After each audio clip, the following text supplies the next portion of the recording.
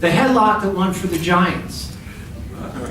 Mom hates people touching her head, but the Giants are down by 4 points with less than a minute to go. Hello, Carol. Mom crushed into our horseplay. If Rory and I started it, Mom yelled once. If we continued wrestling, she threw things at us. If it kept up, she hurled us into the hallway outside our apartment and not let us back in until she felt like it. How much time we spent there depended on our mood and the neighbors' complaints. Mom made one horseplay exception: New York Giant football home games. The National Football League blacked out local TV broadcasts of home games to encourage ticket sales. This remains the most diabolical punishment ever devised to torment me.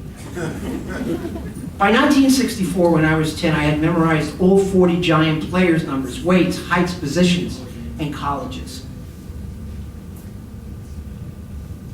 I gladly wore my St. Stephen's Catholic school uniform, which kept me, at the time, in Giant blue all week. I swear. Dad went to most home games. If he couldn't swindle a ticket, he'd drive to Connecticut with friends.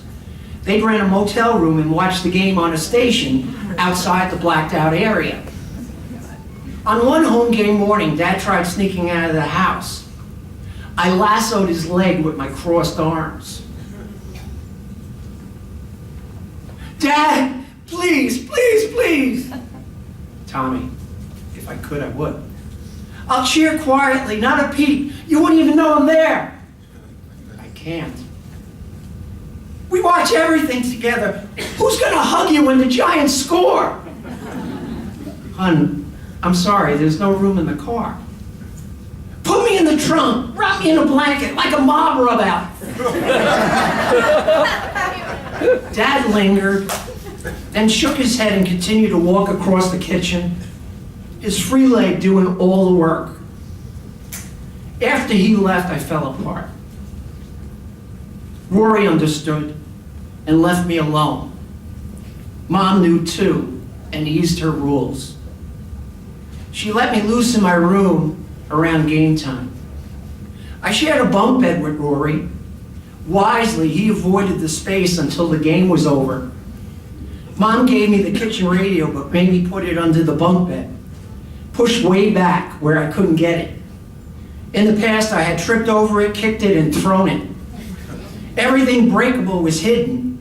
No one was allowed to throw a ball anywhere in the apartment since Dad had broken a window during a Yankee game. Kickoff was a half hour away.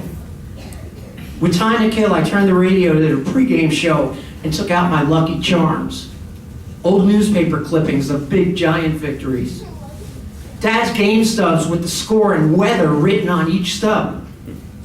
And a commemorative coin for the 1956 championship season. It had all the opponents and scores with each of the games. During the game, I flipped it, talked to it, and I kissed it for good luck on critical plays. Once the game started, I began to run across the tops of my bunk bed, dresser, closet, and toy chest, and even Barbara could tell you our room was kind of small. Flying over the furniture, I made believe I was in Yankee Stadium watching the game. I moved around the stands, following the action. I sat in the box seats, the mezzanine, or the grandstand. I hailed a vendor for a Coke or a hot dog. The mid-60 Giants were dead. A single victory was reason to call for a parade. This game against the Washington Redskins was close. I grew nervous and quiet. Mom, curious when the racket died down, popped her head in. How they doing? Oh, we had the ball with only a minute to go. We're down by 4 points. We need good luck.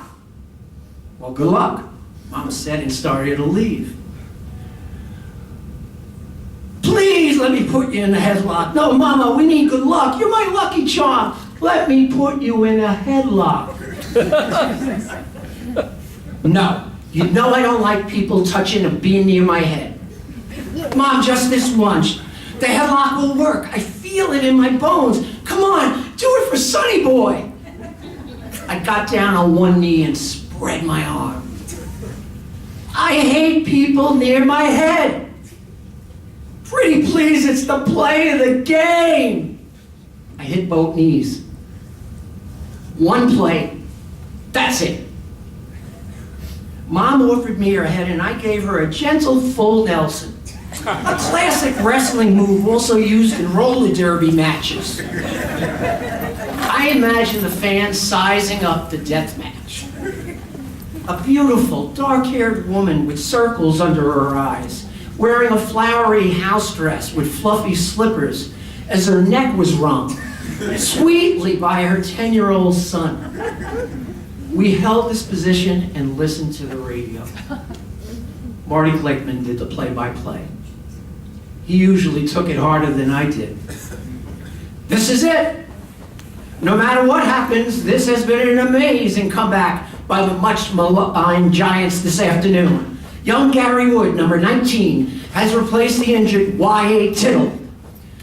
Quarterback position, Wood, number 19. With under a minute to go, Giants have the ball 4th down on the Redskins' 1-yard line. It's their last chance. Mom mumbled obscenities. I blocked them out, readjusting her head and directing my ear back to the announcer's voice. Here we go. Wood leans over the center and takes the snap. He fakes a handoff to Webster, rolls left. Lots of room. Wood's in the end zone, standing up, touchdown, the Giants lead, 12-10. My arm swung up to signal the score, and I just lost the page. So I'm going to tell them the score. I'm so sick of reading. So I got my hands up, and my mother's walking away with a crick in her neck. She goes, I'm glad they won, but you never get near my head again. My mother had a teddy bear that I really loved, and of course, with everybody dead, I got it. So I got her a teddy bear, and in 2008, in January, the Giants are playing the Green Bay Packers for the championship. Tommy, it's a wireless microphone. Just pick it up. Oh, yeah, How are you? Go Giants! Big radio fan. So it's 2008, it's January, Giants are playing the Packers. We've had 2 missed field goals. We're in overtime. It's the 3rd coldest game of all time in Green Bay. It's a frozen tundra. Imagine playing tackle on that, right? So Lawrence Tynes comes out without his coach's position. His coach did not want the field goal. He had just run out, and the whole field goal team ran out because he had missed 2 field goals. And I go and grab my mother's teddy bear, and I put it in a headlock. True? Just checking in with Michelle. Put it in a headlock, and Lawrence Tyne kicks it through, and the Giants win. And Mommy's teddy came through.